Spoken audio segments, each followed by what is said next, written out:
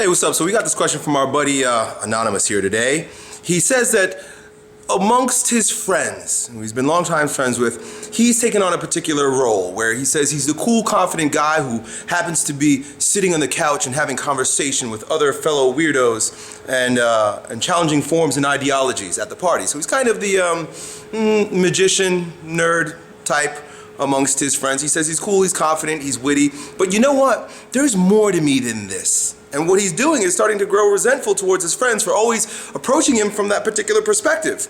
You know, when you deal with a bunch of friends, especially boys, we're like a pack of wolves and everybody takes their role, right? King, warrior, magician, lover. And you happen to have taken a particular role at a particular time and they've snapshotted you and put you into a particular box. And this is normal and natural. Human beings do this to each other because we find comfort and stability. And one of the things we want to feel comfortable and stable about are the people in our environment, so we put them into boxes so that we can deal with them comfortably on a daily basis. Now, if you become too erratic and you start changing your mind and changing who you are and behaving in certain ways, they're going to, number one, become resentful towards you. They're going to be like, what the fuck is going on here, dude? Who do you think you are? That's a great one. Who do you think you are? As if they know who you are.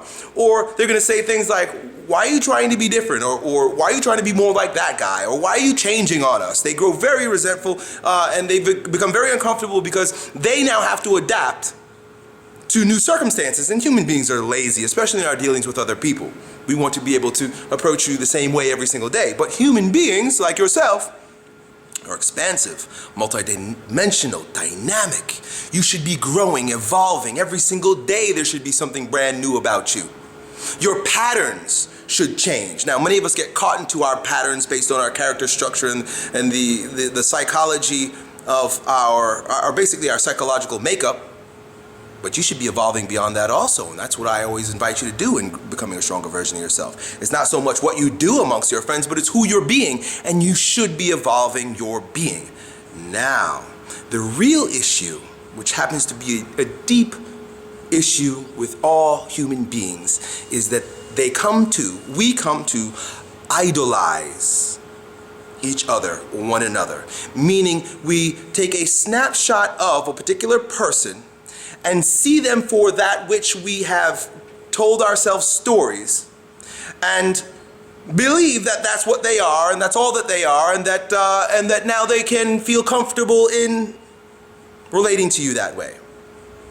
It's an ideology, meaning that's where the word idol comes from. Many of you say to me, I read your comments and I read your messages, Elliott, you are my idol.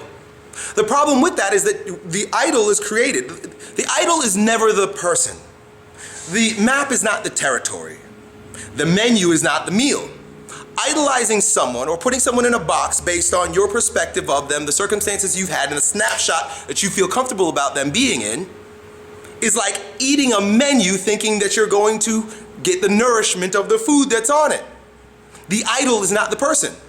That's why adultery is such a bad idea, because it's not fair, number one, to the thing or the person that you're idolizing, and it's not fair to you too, because if you choose to imprison somebody in that particular way, that means you are in the current of imprisoning, and others will imprison you as well. Never allow yourself to idolize someone, not meaning worship, but see them for a piece of what you've chosen to see them for. You see them for the part of them that you like. You see, those of you who say, well, Elliott, you're my idol and I idolize you. Well, that's very flattering, but also very scary to me, because now I become a slave to your idea of me. And I guarantee you, I'll make this promise. If you meet me, especially if you spend a few days with me, I will destroy, I will shatter all of your idols like Muhammad in the temple. I will destroy all your idols like Moses coming down and seeing all them fucking idols and getting mad. Because idolatry is a sickening of the mind. Don't adulterize me, because I will make you mad. I will break your heart. I promise you, I'll break your heart, because there's some nastiness. There's some parts of me that you go, oh, I could never imagine. I'd break your heart. And then you grow resentful. I know some people who do this. They have done this to me. I know some of you have done this to me, but you don't have as big a horn as some of the people that make YouTube channels that have adulterized me. They idolized me, and I broke their heart. And then you know what happens? Resent. Disgust. Your fucking fault. It's their fault if they begin idolizing you. And if you decide to change on them, they need to upgrade their idolatry or stop the whole fucking game altogether, because it's silly. You understand? Be free in yourself and allow the evolution to happen through you. If today you are the sit-down conversation and challenging idea man at the party, and tomorrow you stand up and do backflips and you dance wildly with women, that's who you're allowed to become. You're allowed to even explore different versions of yourself, right? You've come to know yourself and the world has come to know you through a particular way, but you know what? I'm feeling groovy today. I'm gonna just change up today. Don't feel guilty. They're gonna make you feel guilty. People gonna make you feel guilty about evolving, changing, being something else. Fuck them.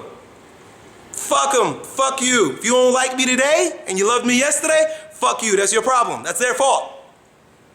One of the strangest things is, Elliott, I used to hate you, but now I love you. And then it goes again. But I hated you again, and I love you again. Look, it has no bearing on the actual person. What they feel about you has really no bearing on you. It's their idolatry. It's their ideology about who you are. And that is a prison for you as well. So warn them, just like I'm warning you, all of you now, who see me as an idol. I'm going to disappoint you because I'm going to change. There's some things about me that you're not going to like. Do you understand? Your idea about me is your idea, and it's your fault. If things happen to get uncomfortable between us, that's your problem. My friend, my anonymous friend, deal with your friends the same way. Idolatry is a sickening of the mind. It's a demon. And when I say this word, I use this term, it sounds strange because it doesn't mean that they worship you. It means they have come to deal with you in a particular way and you represent something to them. Don't let them shackle you up into that representative ideology of who you should be. Don't do that shit to me either. Done.